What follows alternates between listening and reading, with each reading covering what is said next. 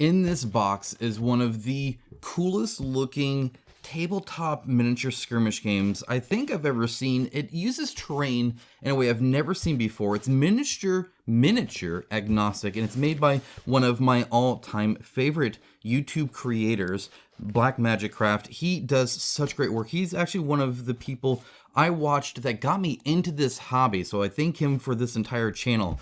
I'm super pumped for this. So let's see what Jeremy and his partner created for us.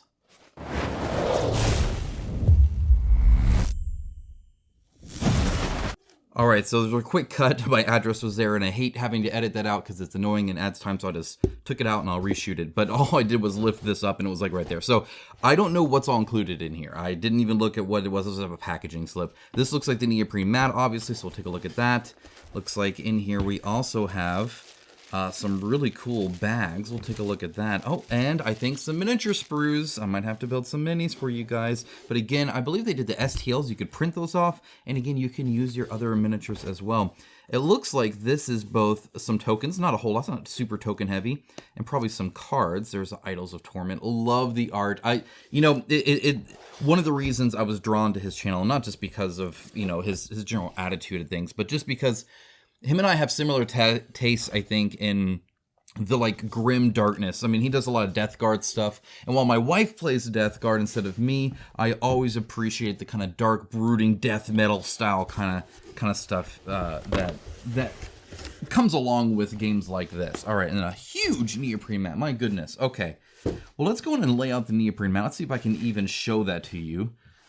Might have to even raise my camera. I kind of got it on a inverted tripod from the ceiling here. Oh yeah, this is massive. Okay, so what's cool about this is for a tabletop game, this is pretty small. Let me zoom out a little bit, see how much you can get from right up there. That's pretty much all of it right there. There's a tiny bit up there, as you can see, but this entire table, which is much larger than this, it doesn't even quite fit Warhammer. Normally that's on a 4x6 feet, and this is obviously much less. So this would be kind of the area where you fight, and it looks like you got some cards there, and even some tokens over here by the looks of it.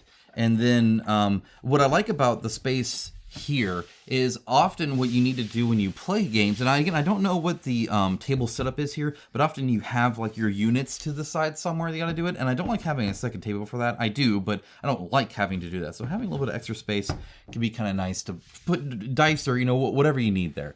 So we're gonna have this out probably just like this, and actually let's go ahead, make sure the logo's in there for. You know what? No, we're gonna put the whole, it's not quite in the whole camera. We'll zoom in anyway. We need to. All right, so let's take a look at the book, because I think that's going to be super cool. There's no heaven, there's no hell, there is only the echo. Well, okay, and I see Black Magic Craft right there. Love it. Love it, love it, love it. Let's see what he has in store for us. Hopefully I don't break anything doing this. Always try to be careful. Be careful with knives, guys. Not so much your finger. I mean, I think most of you are big boys and girls when it comes to being able to handle things safely, but damaging the product is something that can totally happen, and something that sometimes is a little bit more difficult depending on the wrapping. Now, this is wrapped, and I imagine that helps a little bit. I don't know how it normally comes in, if it comes in a box like that or what necessarily. That's how it was shipped to me, but they shipped this for me to actually specifically take a look at. So, all right, looks like we do have a little a bookmark built in, so that's nice. Very, very nice, very smooth. At least the packaging they did here came out really good. There's maybe a tiny bit of a dent there, but that's about it. A little bit there. That tends to happen, but the spine of it looks great. Love the big wording here. I tend not to like it when it's, you got all the space. Go ahead and use it. Love the kind of matte black look it's got going on. Very cool. And of course, really, really dark too. Do they number theirs? That'd be so cool if they number it like that. That's awesome. That's super cool. All right, let's go ahead. And like all rule books, I'm going to open it to the back and see if there's an index. Now, skirmish games tend to, sometimes they're good, sometimes they're not. So let's go ahead and see. how easy it is to reference it. Super cool freaking art there. That is awesome. That is great. And by art, I mean like that's miniatures, right? Just, I mean, a super cool piece there. So they do have some art of the different factions. Of course, they were all super cool, super dark. And then it looks like Punch Nazis. Number one, this is all the different backers. That's cool they put that there. I love that. Maybe your name's in here too. This book would not have been possible without the generous support of the following people. That's super awesome to see. Good for them. Then we have a Echo Deck Simulator. Players without access to Echo cards can simulate the process by and results by rolling 1d4 and 1d8 and consulting the following table. That's kind of cool. So that's probably, if you don't even have these cards, you could still do it through here. Very neat. And then select tables. We have that. Some quick references in the back, like what a footprint is or a free action or what obscured means. And then it looks like a lot of his building stuff and whatnot, which again is super cool, but I did not see an index, which I think would have helped a lot just to be able to really kind of organize this. Also, at least for me, it looks like pages slightly sticky. So all that black is what it is. I love the candles in there. Themes, introduction, also Torment is okay. Chapter 4, the hobby. Okay, so maybe it's because that was the hobby. We'll see. We got the scenario stuff, scenario rules. So this is like to make your own scenarios. That's kind of cool. Hopefully, I imagine this is available via PDF somewhere as well. Here's an actual scenario, like the collapse, the stronghold. Very cool that they have scenarios. I like seeing that. Gosh, that art. Awesome. Love it. It's like modern, but also with like a very 80s sensibility. And this stuff reminds me of like Adrian Smith, old classic style Warhammer art. And I love it. I think that's great. That's super cool. Gates of Heaven, the Cosmic Storm. Love seeing the official scenarios. That's cool. All right, you know what? I'm going to go and flip to the front and see what the table of contents looks like. And maybe it can tell us a bit more about what all is in here. But definitely, and yeah, JP is his partner. So Jeremy is the guy you see on YouTube, and JP is his partner in crime when it comes to at least this game. Okay, on a Treaty Number 1 territory, the traditional lands of the... Okay. Yeah, so I don't know exactly what all that is. That's interesting. I'm sure it means more to people in the know than me. I'm just ignorant in that case. Okay, so we got Chapter 1, the setting. Kind of interesting it's in like chapters like that. And then Chapter 2, the game. Playing the game, stuff like that, right? And then there's Part 3, Chapter 3, scenarios, which is where I saw. Now, I don't see an index in here, so it looks like you're probably stuck going through here. It looks like it's anywhere from page 62 to 109. So there's a good 40-ish pages, 50-ish pages in there of rules yeah, it's awesome. I love the stippling. Super cool. That you kind of have to learn, and then it looks like probably look up. An index would have helped for sure on that. The art on here is really, really cool. I love the whole world that they made. Again, loving the art. See, that's awesome. Love it. Love it, love it. Very, very cool. So I want to get to the rules themselves. Now we actually got like miniatures and some color added. Very cool to see. As you can see, it's a very dark game. Definitely one that I think is awesome, but I know a lot of people might not feel like look at that thing. Jeez. Kind of reflect. There you go. Now you can see it. That's cool. Love it. All right, let's go in and get, it was what, page 60? Yeah, here it is, the game. Okay. So now here's what you need to play. And again, not a whole lot. The terrain features, again, you can use a whole lot of different things. You can make your own terrain. And you can even move the terrain around, which is pretty cool. Here's a bookmark I finally found. Right here around. That is freak. I wanted that as a poster. I put that on my freaking wall. That is awesome. Jeez. Very cool. Okay, we got some measurements and whatnot. Going towards the back end of it. It was around, what, 109, I think it said. So let's go in and see what the end kind of looks like. Here's some eternal powers. It looks like the header system is pretty good when it comes to that. So the table of contents could do some pretty good. But yeah, would have been nice to have something to kind of help look it up a little bit more than a table of contents. Freaking sweet as well. Love it. Okay. That's the book. Looks like a great read. You can really dive into the lore there, which at the end of the day is what a lot of that is. Now, we're going to get to the minis last, so stay tuned for that. Let's go and take a quick gander at these cards and tokens. I love the fact that crowdfunding allows stuff like this to be made. That is not super mass market, is not meant to appeal to the masses and everything. It's something that people have been pushing against on Warhammer for a while now, because they always feel that the old Warhammer was a lot darker, and they're definitely kind of going away from that style to appeal to more people, like even, you know, kids and families and stuff, where you get cute little Necrons. They're just robots and orcs that are aliens and stuff, and oh man, these are just falling out. So that's really nice. Again, the matte black is awesome. It looks like everything's centered. It just falls out. Easy peasy. Yeah, no, these are nice. I'm gonna go in and squeeze them, see kind of how compressed they are. They're like rolling around and stuff. All of them look centered. They're all double-sided by the looks of it, though it looks like there might be a difference, like the yellow versus white might signify a difference, but otherwise, oh yeah, and see there's an S and H. So sometimes the facing matters. Other times like this, it doesn't look like it does. But either way, you're not looking at a blank token that you got to flip over on any of them, which is good. Let's take one. About average squeeze, maybe a little bit less, actually. So they're pretty well compressed. You can totally see, looking right here, you can totally see the layer lines. Like, those are definitely visible. And often when you can see them like that, you can't really compress it too much. Or you can compress it a fair bit, right? But it looks pretty good. This is not really coming off at all that I can see. So that's good. So it should show up to wear and tear pretty good as you play the game and enjoy it, and move the piece around. Again, like that's it. There's not a whole lot there, right? I mean, just a little bit, which is very cool. So I'm going to put those to the side. Take a look at this. Now, this isn't a tuck box. You guys know how I feel about tuck boxes. I hate them because to open them, you pretty much destroy them. I want to try not to, but it's annoying to have to use a tool to open it anyway. I much prefer, a lidded box. I know they're more expensive, but I do really hate tuck. It's just, see, I'm going to rip it even with this tool.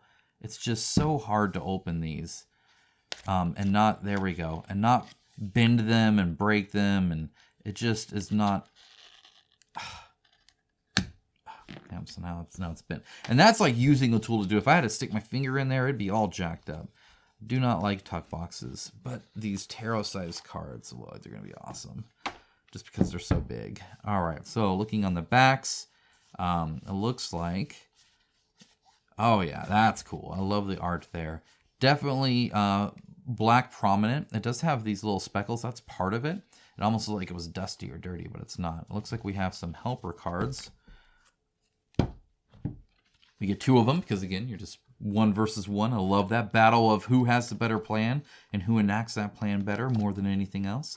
Maybe a little bit of luck to keep it interesting. Okay, so yeah, we got some reference cards there. That's helpful. Oh man, this art, guys, freaking love it.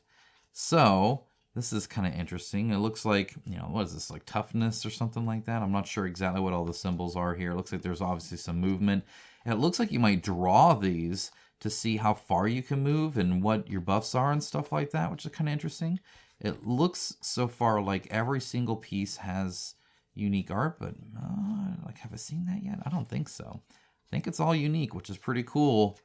That's definitely a lot of effort to do that. This art style is super cool. I do love it. Crazy. Yeah, that's what it looks like. It looks like sometimes you get, different things happening depending on what's on the card, which is kind of cool. And that's all of these. So let's go on and get past those. Again, the art is just awesome. Oh, look at that one. Like the eye and the planet. Oh, freaking sweet. Okay. Moving on. Oh, there's a lot. Okay, so that's all of those. And again, it looks like those give you kind of various stats or stat boosts or something like that. Again, this is just kind of guessing at it. I haven't read the rule book yet. Okay. Oh, and we're going to talk about the print on this here soon as well. Okay, now it looks like here you have Eternal Powers. And this will type effect 6+ is probably what it hits on. Reaches 9 inches. I don't know what the P stands for. Damage not applicable. And then it says select a terrain piece within reach with a footprint of 4 inches or less and immediately remove that piece from the board. So again, you're interacting with terrain in a way that I've not seen before. Now, Jeremy is really big on creating terrain and really passionate about doing amazing work and table presence and all that stuff, and I love it. But so often, one of the things I complain about in Warhammer is you tend to just start with ruins, right? It's not like dynamically changing at all. I would love to play a game of Warhammer where like everything's all nice and then during the battle it gets destroyed. But I'm looking at like old style Warhammer where when your tank blows up, it stays there on the terrain, so just like blipping out of existence. Like I know it doesn't play as smooth, but I love the simulation that brings. But interacting with terrain in a way like this, super cool. Super cool. I dig that. And that's happening like all the time. Reshape, I imagine that's such a terrain piece, right? You can turn terrain, you can move terrain, you can remove terrain. Super cool. Again, you can, grasp or an enemy becomes held. So you have all these different powers you can do, which is really cool to see.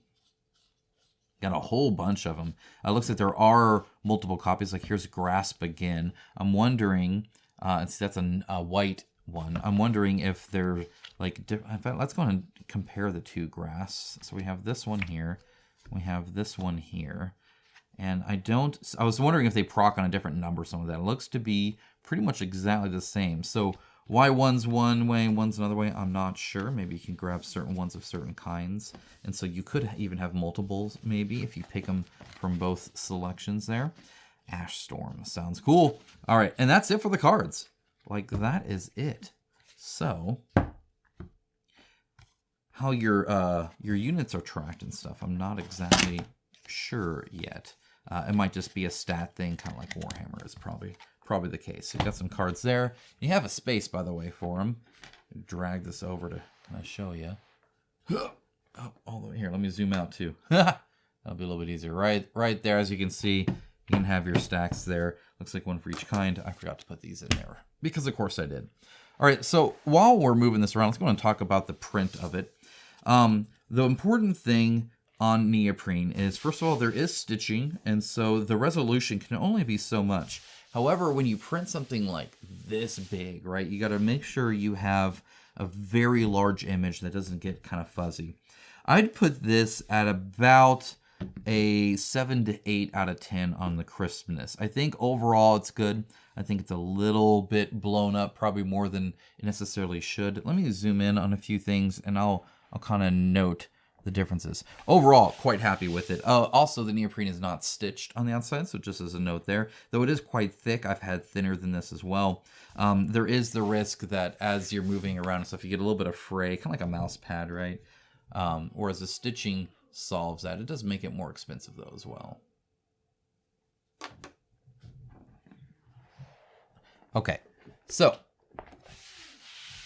looking here, I think the dirt looks great. That looks awesome. I even think a lot of the like rubble and stuff look good, or even move this a little bit. This kind of debris stuff right here, I think looks really good. The only time I think I see a little bit of blurriness is in the cobblestone. I think it's maybe a little fuzzy. And the lights of the candles, I feel perhaps not quite as crisp as could be. Now, some of it I think might be a little bit of art, because then you see the stuff like, let me make sure I'm pointing where you can see. You get stuff like this sword that, again, I think looks super crisp. So I think some of it is just supposed to be a little blurry. And actually, when I look at it more, yeah, I think it's just kind of in between, because like right over here, you see this here, and all of this looks actually really crisp. So I think it's supposed to just kind of be a little bit of a soft focus on certain things, because like that looks really crisp, right? Whereas again, I think like this right here looks slightly soft in its sharpness, I guess you could say. So if they're able to do that, Chris, I'm assuming that's a stylized choice to make it kind of muddy. I know I'm probably not using the word choice well, but hopefully you get what I mean when I say that. And that's probably really fitting of the general art style and aesthetic, I feel, of the game. So, yeah, actually, it kind of changed my mind. If they did that, Chris, then that's a stylized choice to kind of make it a little bit softer focus, which is okay. You can choose to do whatever you want. All right. Would have liked to see the stitched edging though, if at all possible. But this is a nice big neoprene mat as well. Okay, so very cool that you get the bag and they put the sprues in here. Now again, you don't need to get the sprues. You can 3D print it. You can use your own. Oh, very cool. So first of all, I love how big this is. I talk about this all the time. If I'm supposed to be drawing anything out of this, I want to be able to stick my whole hand in there. I hate when I have to like crab pinch and like you can't fit your whole hand in there. Like this part's too big. And so you're trying and it's frustrating. I love this. I can reach in there and really grab something. Love it. That's great. Really, really nice.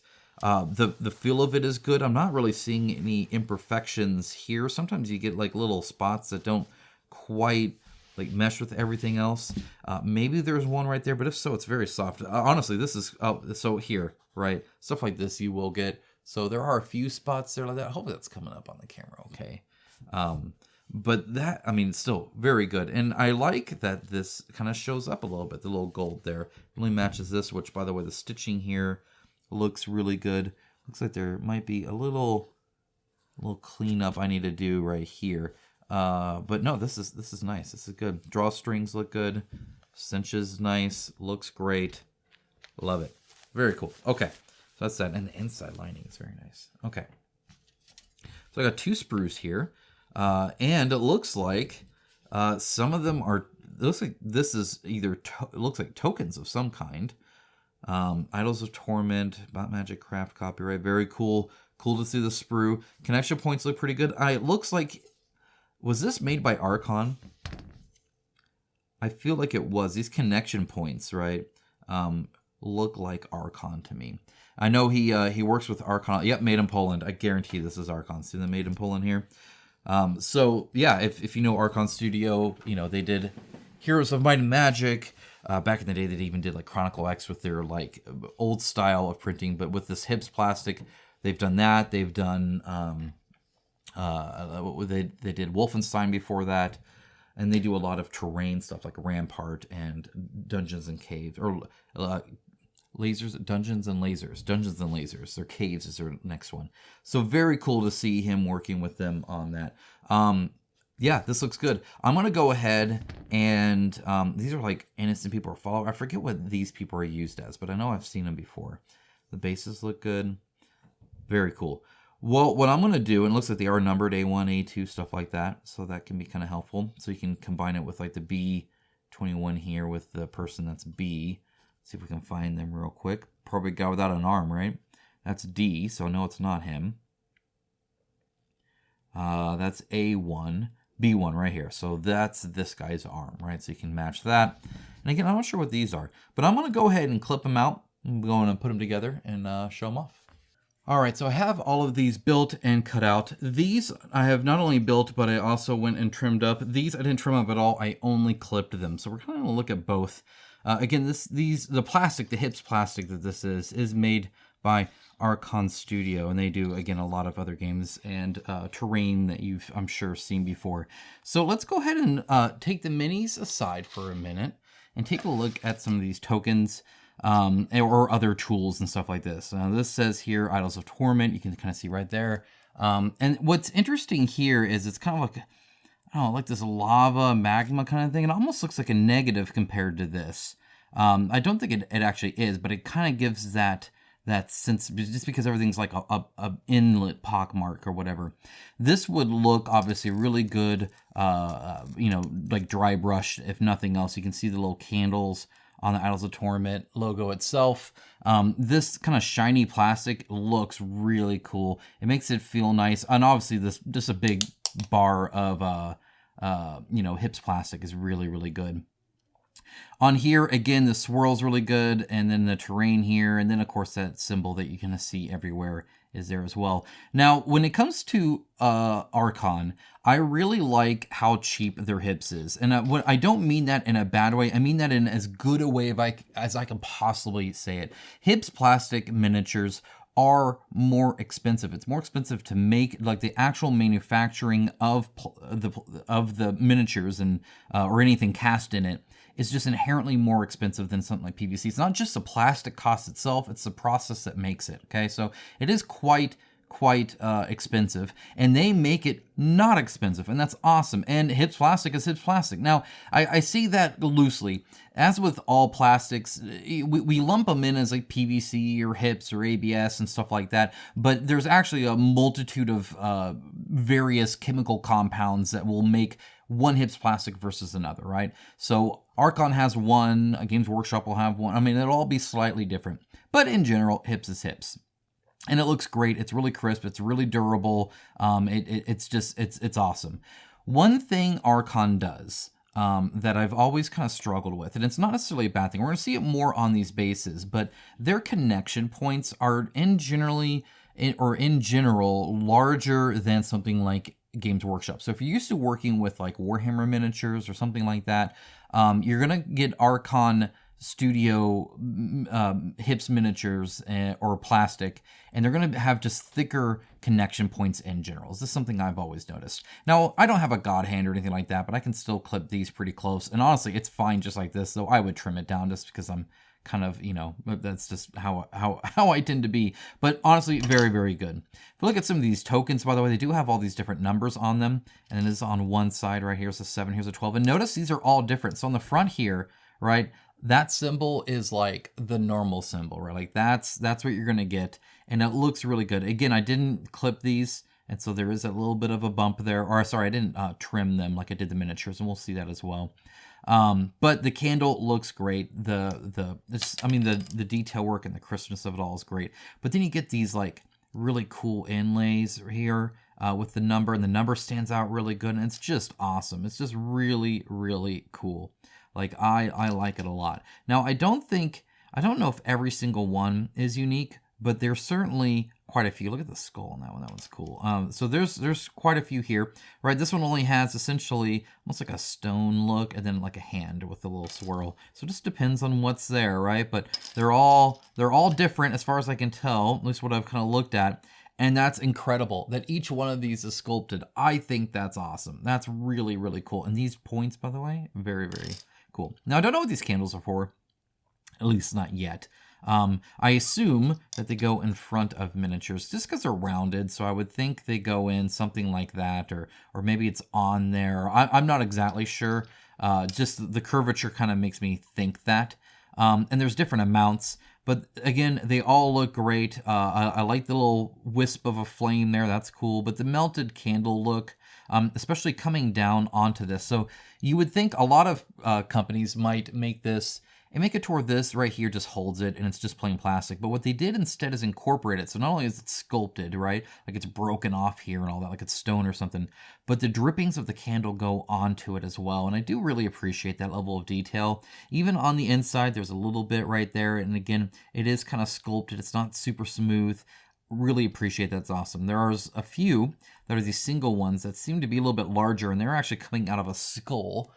So one thing I noticed on this that I was worried about that they solved is this is on a skull, which is super awesome, as you can see. Very, very cool. But one thing I was worried about is if the skull is straight, it's slanted. Now that's fine. I'm okay with the candle being slanted, but the flame should still go up, right? And it wasn't. But sure enough, the flat part of this, right, if you were to like stand it on something like this, the candle goes straight up and the skull is to the side. Very, very smart. Glad that happened.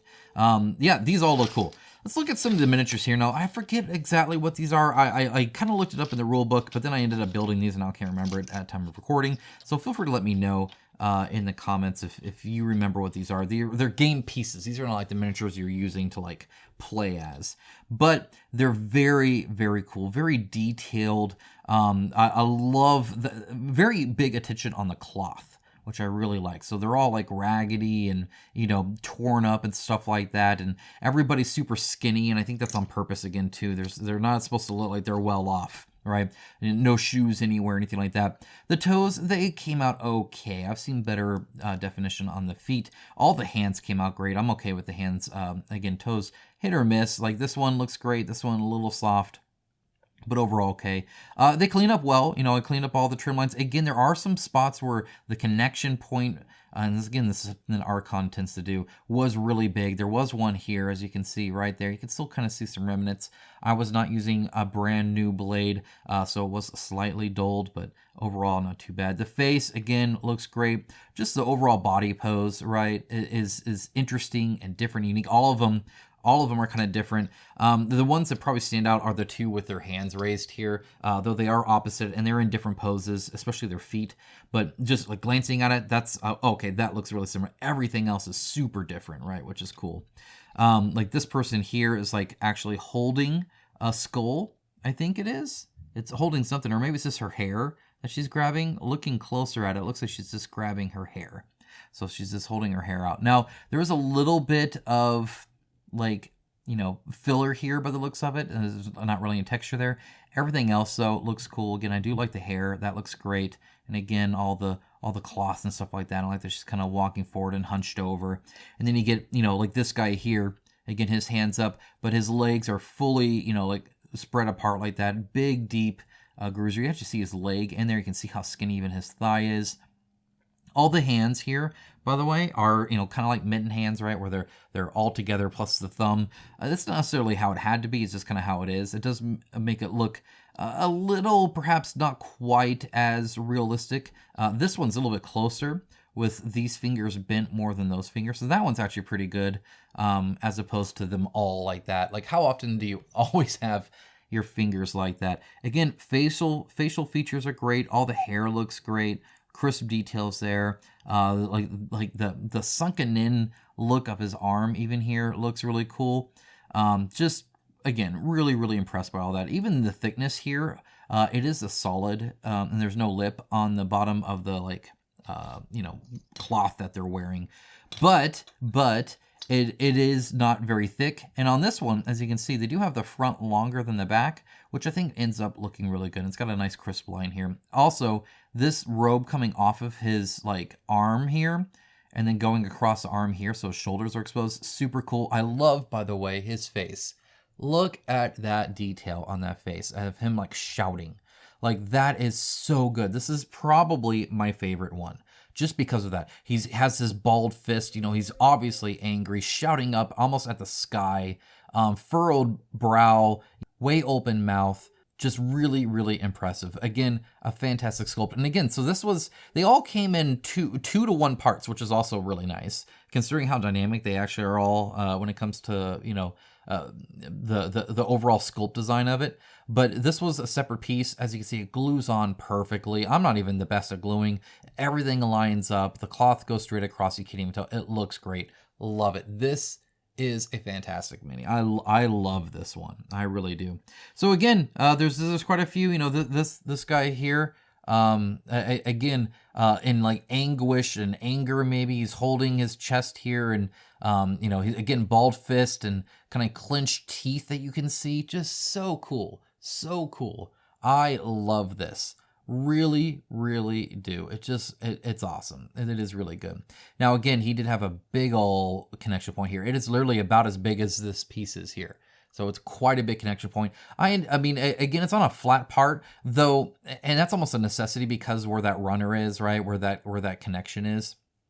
You know, it's hard to get detail there, and so you'll tend to see flat parts there. So perhaps, you know, these wrinkles could have kept going in and it wouldn't look quite as, you know, fine, but, you know, or smooth, I should say, but it ends up okay. I'm still, again, I really like this one. I love his hood as well. So yeah, again, all of these are great. I mean, I could pick up every single one and they're fantastic. Again, you kind of got the mitten hand a little bit here, but again, the facial expression, just amazing.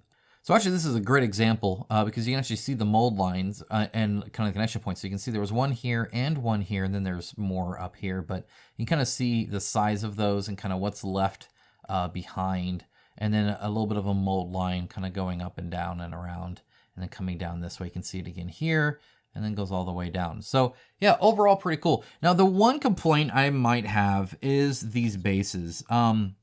So, you know, bases are nice, and these are nice bases. I like that there's no mold line on the top. A lot of times you'll get a mold line like on the top, which is ridiculous. But it did have 4 large connection points here, here, here, and here. And the problem is that, again, they are quite large. And when you, and again, I tried to smooth it as good as possible. The main issue I saw was when you're sanding it, you get a little bit of that little bit on the edge. So you go around the edge and you do get that little bit of a lip. So it'll always be kind of a little bit imperfect. And it just seemed like 4 large connection points for the bases seemed a bit excessive to me. That's probably my only disappointment. Otherwise, again, these are fantastic. I can't wait to get my hands dirty with the actual game. I'll dig into the rule book here soon. Really excited to see more of Idols of Torment. Really excited to see if Jeremy and JP and Black Magic Craft have more in store for us. So excited for that. If you have any questions or have any comments or anything like that, let me know in the comments below. Guys, thank you so much. Have a great rest of your day. Take care. Bye, guys.